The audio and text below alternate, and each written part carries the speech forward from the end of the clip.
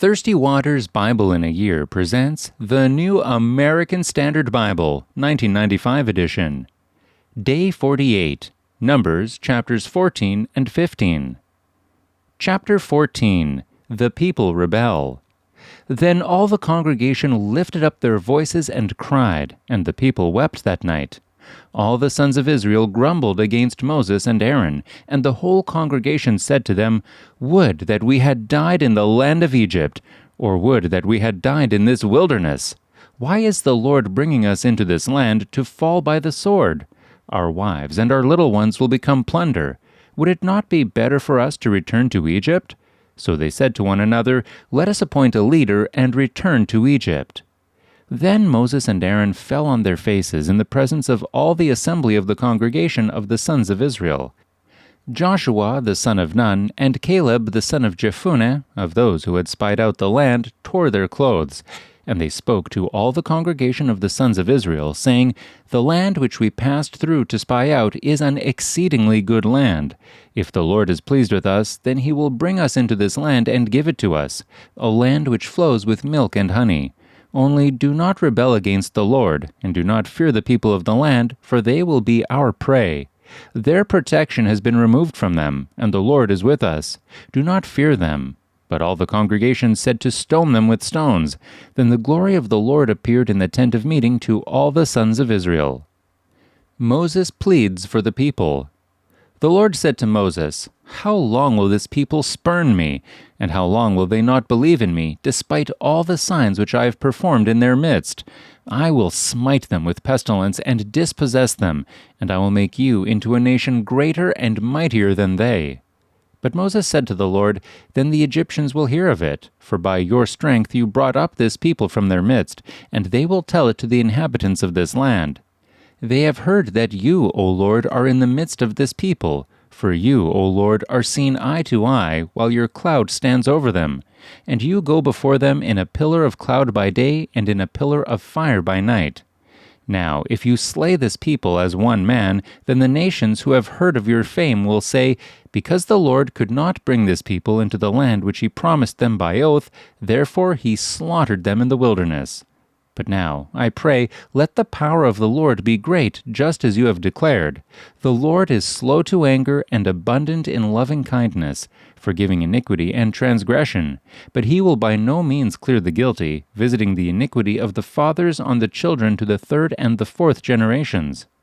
Pardon, I pray, the iniquity of this people according to the greatness of your loving kindness, just as you also have forgiven this people from Egypt even until now." The Lord pardons and rebukes. So the Lord said, "I have pardoned them according to your word.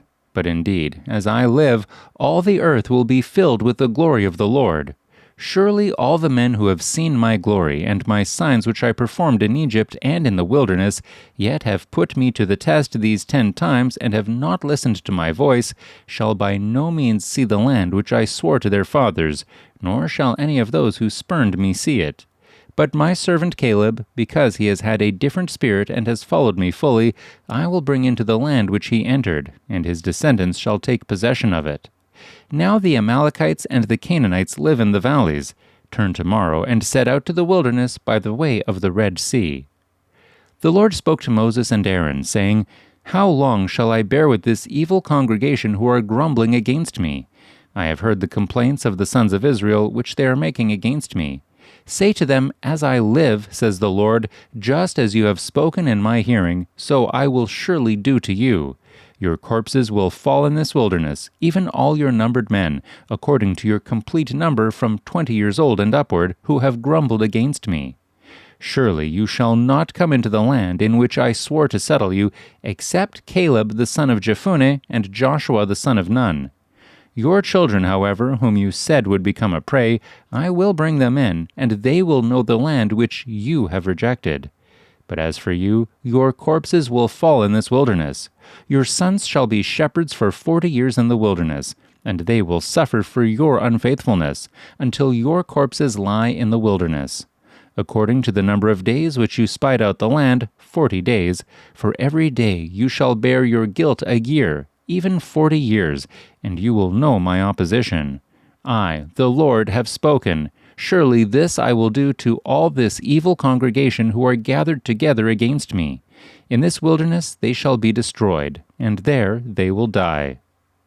As for the men whom Moses sent to spy out the land, and who returned and made all the congregation grumble against him by bringing out a bad report concerning the land, even those men who brought out the very bad report of the land died by a plague before the Lord. But Joshua the son of Nun and Caleb the son of Jephunneh remained alive out of those men who went to spy out the land. Israel repulsed. When Moses spoke these words to all the sons of Israel, the people mourned greatly.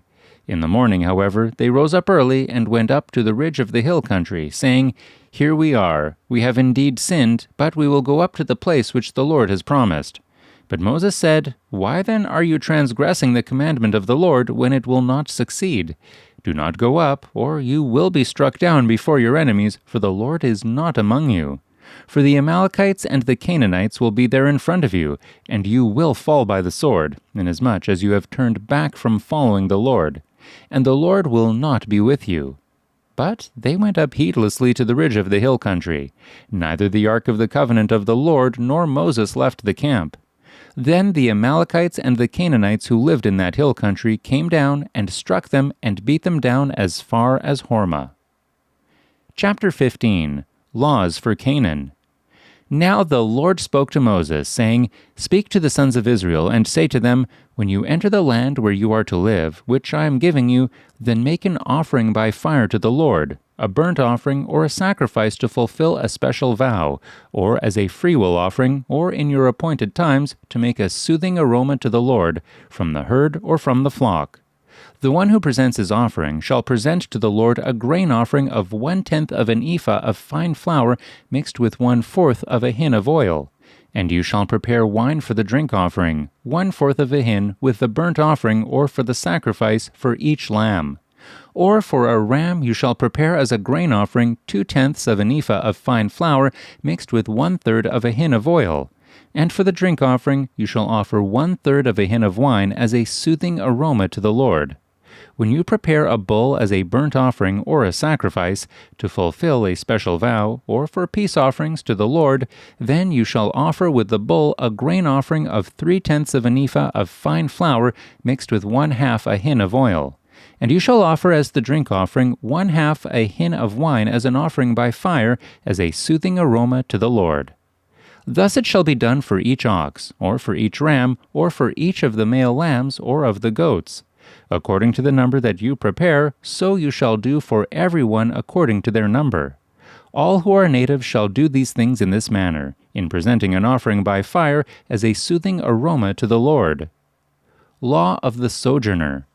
If an alien sojourns with you, or one who may be among you throughout your generations, and he wishes to make an offering by fire as a soothing aroma to the Lord, just as you do, so he shall do.